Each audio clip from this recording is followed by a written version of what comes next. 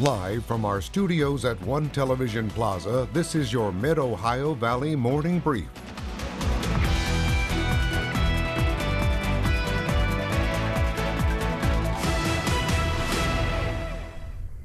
Good morning, Mid-Ohio Valley, and thanks for joining us today on your Morning Brief. I'm Emma Grace Myers. And I'm Henry Grof. We are halfway through the week. It's time to lock in and get through the rest. We are having some trouble locking in this morning here on Daybreak. So if you were watching What's Trending during Daybreak, we were talking about what things we were never grew out of. Yes. And both of us said, oh, we thought we grew out of this thing that we used in iMessage back in high school called Game Pigeon. Right. It's the game usually most people would send a text to you with time to play billiards. Yeah, I think it's called pool. Or pool.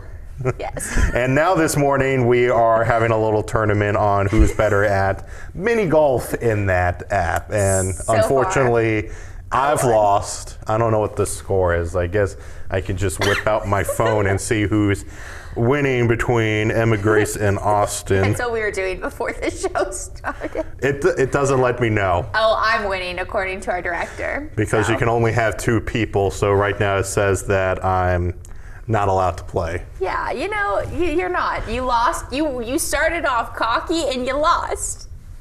So let's see what else you're cocky about. Go ahead and start the weather. So there is some good news, and we're going to keep hyping it up that we have nice weather on the way for Saturday. We do. But this morning we've had to deal with a little bit of a mix of rain and snow. So earlier this morning, even I-77 on the wet side, dealing with some slip conditions, but at least not on the icy side. So that's the good news there. But as we get into the rest of our day, it is going to be a bit windy. We could see some wind gusts up to 25 miles per hour. But then tomorrow, rain that we've been talking about, that's going to stay south of us.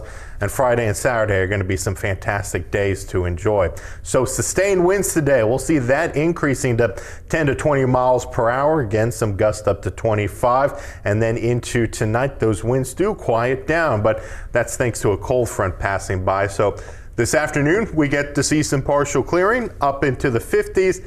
And then tonight, it is going to get colder. We'll drop back down into the low 30s. But Emma Grace, later on, we'll talk more about that. Nice weather on the way, and then a bit of a change in temperatures returning as well. But what do we have to talk about first this morning? Yeah, we're going to start off today with some of our local stories. So as Eve Incorporated navigates the challenges in nonprofit funding right now, the People's Bank Foundation is stepping up to help support the domestic violence shelter. On Tuesday, People's Bank Foundation donated $10,000 to Eve Incorporated, presenting the check at the downtown Marietta People's Bank branch. According to Eve, the local support is invaluable, coming at a time when the shelter faces delays and uncertainty with federal and state grant dollars that make up the bulk of its budget. The donation will go towards Eve's operations, helping to provide services for women, children, and men who are victims of domestic violence. Eve Board President Jill Deming emphasizes that they provide some services that can't be found elsewhere in the region. We can have 25 women and children, but the key is that we also can house men. And so we are one of the only domestic violence shelters in Ohio that is equipped to handle men and teenage boys as well, so they don't have to leave their mother. Eve accepts monetary donations as well as donations of frequently used items like paper towels and toilet paper. Information about how you can donate can be found at WTAP.com. Yeah, $10,000 is a lot of money for that organization, but like we said, you can also head over to our website to learn more about how you can donate, because every dollar goes a long way. I know. I got to work a lot with Eve back in the fall. During October, it's Domestic Violence Awareness Month. I did a whole multi-part deep dive into domestic violence here in the Mid-Ohio Valley, and I got to work with quite a few people at Eve, and they're honestly just such amazing people, and it's such amazing organization. Yeah, and you can also see all of that also on WTAP.com. Yes, even though it's been several months now, like back in October, it's still up there. My pride and joy, I think, at this job so far was that series. I highly recommend checking it out. Now let's move on to our next story. A long-anticipated project at Parkersburg High School is finally gaining some progress after CEO Ryan Taylor of Pickerington Associates addressed the Wood County Board of Education. What started as a bleacher renovation back in 2013 has evolved into a comprehensive stadium upgrade. Taylor shared details about the expanded scope of work and what comes next. Has the locker rooms, it has security, it has replacement bleachers. It's all inclusive to finish the project that was started back in 2013. So we still need to get approved by Historic Preservation. We're going to do our best to make it look like the existing stadium was built, 100 years ago or more. So there's still some hurdles to jump through, but this is the first hurdle to get it approved to start. Despite remaining steps, project leadership and the Wood County Board of Education remain optimistic. And I didn't know it was just more than a bleacher upgrade. It sounds like the whole stadium's being renovated at the moment. Yeah, I think when our news director Philip was talking yesterday, half the stadium is in desperate need. Yes. Some of those bleachers are yeah, and suitable. Yesterday when he was talking about it, I thought it was just updating the bleachers. Right. I didn't know it was more than that. Locker rooms? Yeah. That's fun. We love some new locker rooms. But let's move on to our last story. The most leading cause of injury, according to the CDC, for those over 65 is accidental falls. WVU Medicine Camden Clark physical therapist explains some of the signs for falls. According to physical therapist Barry Rodden, falls are especially more frequent with the cold and icy weather. Rodden says if someone you know does fall, you have to be careful as they could have a head or neck injury. Rodden adds the reason for falls can be from physical health to environmental factors in the household. Be anywhere from like if somebody has dizziness or environmentally if you have like rugs, stairs, those put you at a higher risk factor for falls that put you in a position that can compromise your safety. Rodden adds falls can also affect people mentally afterwards. He says people may be very anxious about repeating a fall or sometimes believe they're losing their independence of taking care of themselves. Now, luckily, the icy weather isn't going to be much of an issue now, but still, as we get into those like changes in temperatures, those swings we see throughout the spring, there still can be every once in a while those small icy spots popping up, and that always catches you off guard. Yeah, I think for me, I definitely fall more inside my home. I've definitely taken a couple tumbles on the ice, but I believe that I can just fix it myself. So I do stand on my table chairs a lot that are not super stable, but I haven't fallen off yet. So I can also admit that in my apartment, sometimes I do accidentally trip over something. I trip over my dog a lot. I'll be trying to avoid like stepping on her and then she'll move into my path, so I've just like thrown myself over her so I wouldn't fall on her. Yeah. Can't win them all. Can't win them all. But let's move on to our national news today. Fans of the hit show Heated Rivalry, which Henry has not seen, will soon be able to stay at one of the filming locations. The infamous house where Shane and Ilya had their secret retreat during the final episode will be available on Airbnb. Starting March 3rd, fans will be able to experience the Barlokian Cottage in Ontario, Canada. The cottage sits on the western shore of Lake Muskoka and has a private waterfront, kayaks, canoes, and a fire pit outside. The rental cost comes out to about $181 American per night. Heated Rivalry debuted on November 28th on HBO Max. The Canadian-based show averaged 9 million viewers per episode in the U.S. Going to be honest, so I was scrolling through Twitter yesterday and I did see that headline pop up, and I realized, oh, maybe I should share that with you and Austin. But then I thought to myself, now you probably already saw that. I actually didn't see it until I came in this morning and then was like, oh, that's so fun. I knew you were going to talk about it. It was either going to be our national story or what's trending, but we had some other fun stories in what's trending, so I thought we should It's big national news in case you want to go to Canada. International news. What a good time to head up to Canada. Well, you did say we do have some really fun What's Trending stories coming up. We do. The largest ever sweetgrass basket, so a woven basket, and the top 8 snowplow names in Minnesota. And you know, we're going to still be talking about that chance for a little bit of snow coming back into the forecast next week. That we are. Now, here's your first alert weather update with meteorologist Henry Grof.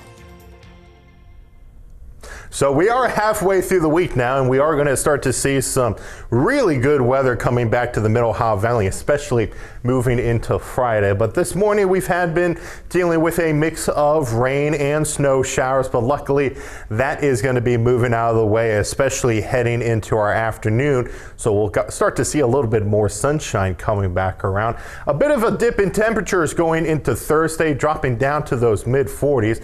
Mainly thanks to that cold front that's going to be sliding through.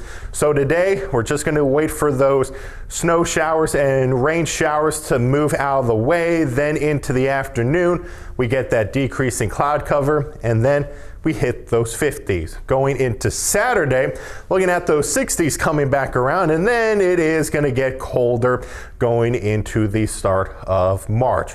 Now, we have been talking about a couple of chances of rain to deal with this week, and that first round is sliding out of the way, so by 9 o'clock should be moving out of the Middle Ohio Valley with our afternoon on the dry side. But that second round, as we zoom out, that system is going to stay well south of the Middle Ohio Valley, so really all we'll get tomorrow morning is some cloud cover. A passing shower can't be ruled out, but overall we're going to be looking at mainly dry weather and more sunshine for Thursday afternoon, and that clear weather is going to be sticking around into Friday and all the way into Saturday. But that next system that we're going to keep an eye on for the start of March, that is going to be bringing in that next chance of a mix of rain and snow. But it all depends on where that system moves through. So if that stays close to the region, that may bring in that chance for a mix of more snow over than rain. But still, we are going to be looking at mixed precipitation going into our Monday and potentially a little bit more into Tuesday. So we'll keep a close eye on that as we move through the next several days. But overall for today, just a few showers. We do still have some gusty winds to contend with, some gusts up to 25 miles per hour. So even as we hit those 50s, it is going to still feel a bit chilly outside. Into tonight, dropping down into those lower 30s. We are going to be looking at those diminishing winds, and then mainly on the quiet side for your Thursday, only up into the 40s. We're looking at that 7-day forecast. Here's that weather we're definitely going to be enjoying as we hit the mid-50s Friday, 60s into Saturday before that cool down into the start of March. And remember, Sunday is the first day of March. Now, time to take a look at what's trending.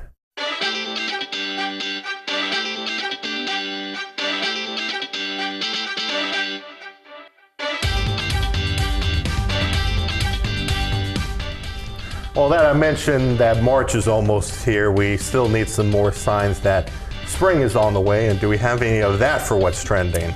For my story, not for you. You get to talk about more snow because that's what you like. But if you're thinking about outdoor stuff, the biggest sweetgrass basket ever made is now on display at the South Carolina State Museum.